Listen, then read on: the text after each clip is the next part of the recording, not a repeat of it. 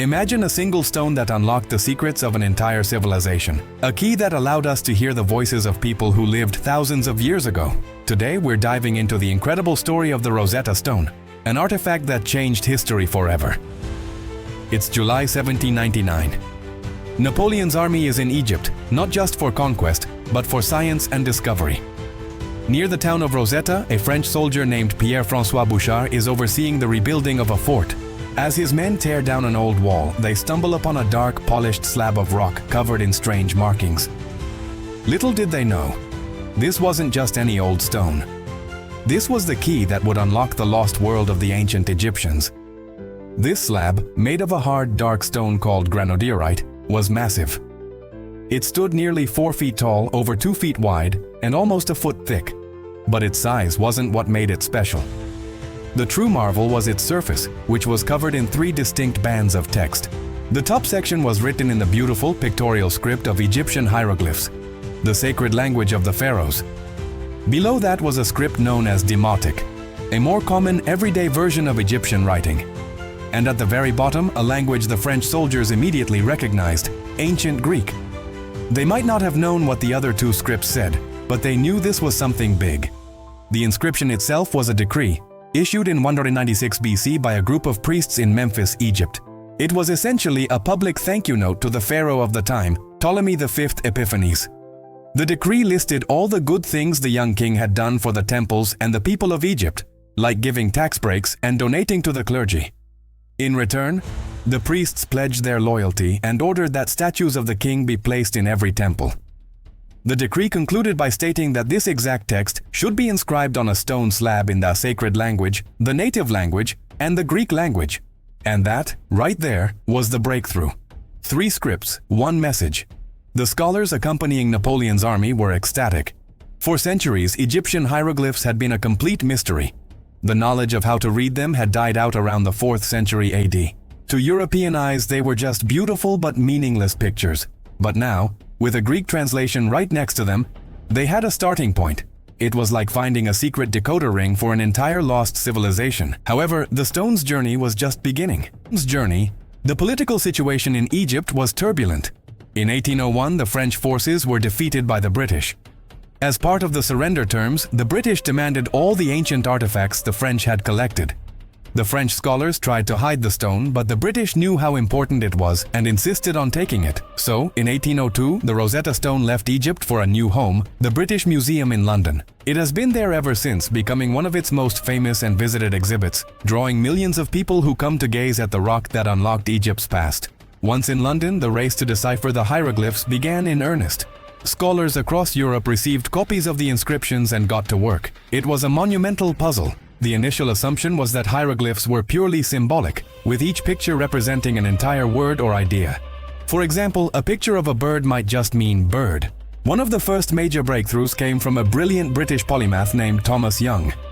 Between 1814 and 1819, Young focused on the royal names, which were enclosed in oval shapes called cartouches. He reasoned that a foreign ruler's name, like Ptolemy, wouldn't have a purely symbolic Egyptian equivalent. It would have to be spelled out phonetically, sound by sound. By comparing the hieroglyphs in Ptolemy's cartouche with the Greek letters of Ptolemaios, Young correctly identified several phonetic sounds. He proved that hieroglyphs weren't just symbols. They could also represent sounds, just like our alphabet. It was a giant leap forward. But he couldn't quite crack the whole system. The full solution was just around the corner, and it would come from a French genius. Enter Jean-François Champollion, a linguistic prodigy who had dedicated his life to ancient Egypt. By the age of 16, he had already mastered over a dozen languages, including Coptic, the language of Egyptian Christians, which descended directly from ancient Egyptian. Champollion believed Coptic held the key. He built upon Young's work, but he had a crucial advantage. His deep knowledge of Coptic gave him insight into the grammar and vocabulary of the ancient language. Champollion spent years obsessively studying the Rosetta Stone and other inscriptions. He compared the hieroglyphs in Ptolemy's cartouche with those in a cartouche of Cleopatra. By cross-referencing the sounds they shared, he painstakingly pieced together a hieroglyphic alphabet. Then, in 1822, he had his eureka moment. He managed to read the name of a native Egyptian pharaoh, Ramses, confirming that phonetic signs were used not just for foreign rulers, but for Egyptian ones too. Overcome with excitement, he supposedly burst into his brother's office, shouted, "Je tiens mon affaire, I've got it," and then promptly fainted from exhaustion. Champollion's discovery in 1822 is considered the birth of modern Egyptology. It was like a light switch being flicked on in a dark room.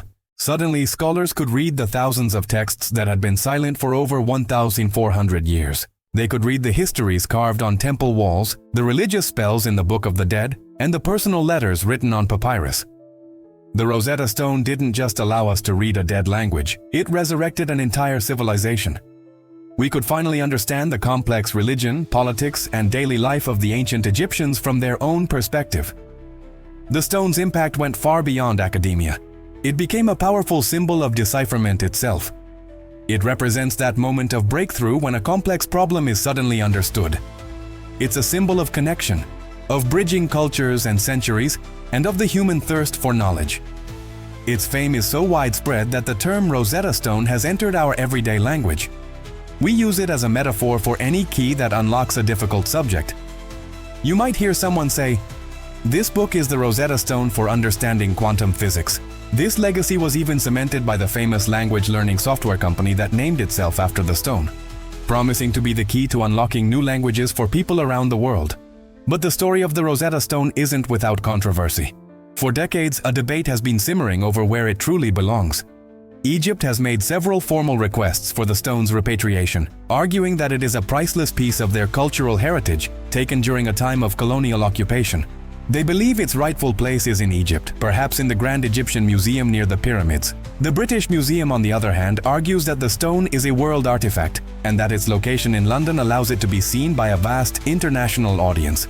They also point to the fact that they have cared for it for over 200 years.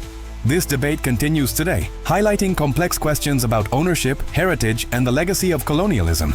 So, the next time you see a picture of the Rosetta Stone, remember it's more than just an old rock with writing on it. It's a testament to human curiosity and intellectual perseverance. It's the key that unlocked the civilization of the pharaohs, allowing their stories to be told once more. It's a symbol of understanding and a source of ongoing debate. It is, without a doubt, one of the most important objects ever discovered. Thanks so much for joining me on this journey into the past. If you enjoyed this video and want to uncover more stories behind history's greatest artifacts, make sure to hit that like button and subscribe to the channel. Let me know in the comments what historical object you'd like to learn about next. Until then, stay curious.